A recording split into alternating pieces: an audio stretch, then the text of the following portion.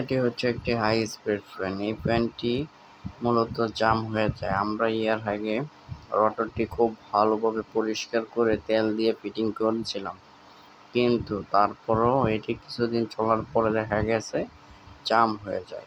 বারবার জাম হওয়ার কারণে আমরা বুশটি খুলে পরিবর্তন করে দেব।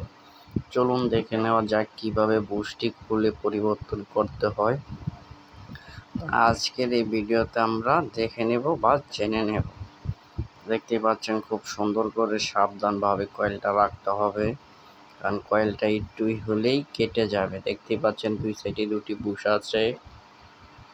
এই যে আমরা নতুন বুশগুলো দেখাচ্ছি, মাপ ঠিক আছে কিনা তা দেখে নিলাম। দেখতে পাচ্ছেন মাপ ঠিক আছে, খুব সুন্দর ফ্রি আছে। এখন এটি খুলবো, কিভাবে খুলতে হয় আপনারা দেখুন। এই একটি সাইডে তিনটি লক আছে, তিনটি লক খুললেই ওটি খুলে যাবে। এটি খুব সাবধানতাভাবে সোজা করতে হবে লকগুলা, কারণ বেশি পরিমাণ চাপ লাগলে ভেঙে যাবে এবং লাগানো সম্ভব হবে না। দেখতে পাচ্ছেন ভিতরে কিছু ময়লা আছে, সেই ময়লাটি আমরা পরিষ্কার করে নিচ্ছি। দেখতে পেলেন। এখন আমরা পুরনো বুশটা সরিয়ে নেব।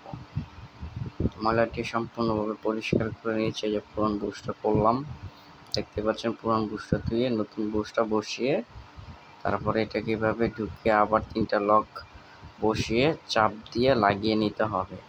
এভাবে ভালো করে চাপ দিয়ে প্রথমে একটা ব্যাকা করে নেবে, মাঝখানে এভাবে কিছু সাপোর্ট দিয়ে নিলে আপনাদের সুবিধা।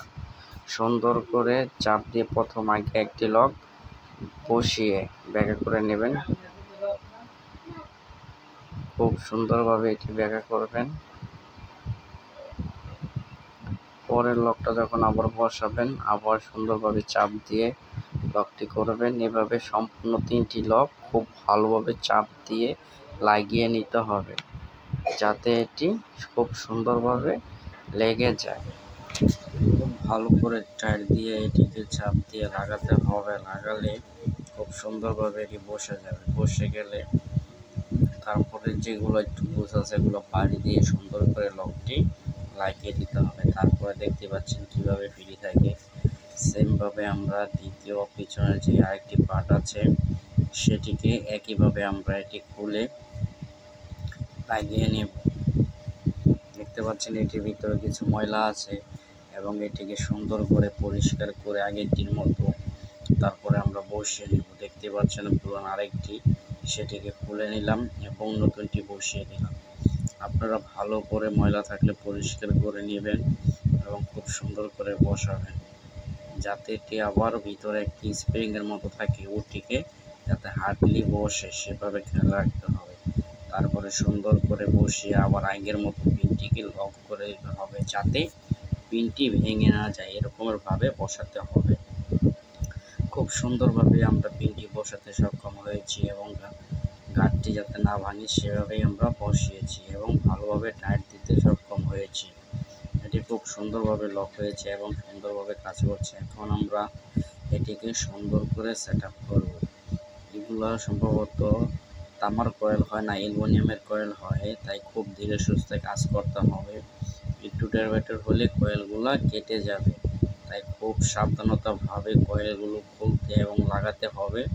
খুব সূক্ষ্মভাবে এটিকে করতে হবে। দেখতেই পাচ্ছেন আমরা নাট ইতিমধ্যে এক সাইডে নাটটি লাগিয়েছি এবং আরেক সাইডে নাটটি লাগিয়ে নিচ্ছি। কোনাকুনি লাগিয়ে আমরা ফ্রিটি দেখব।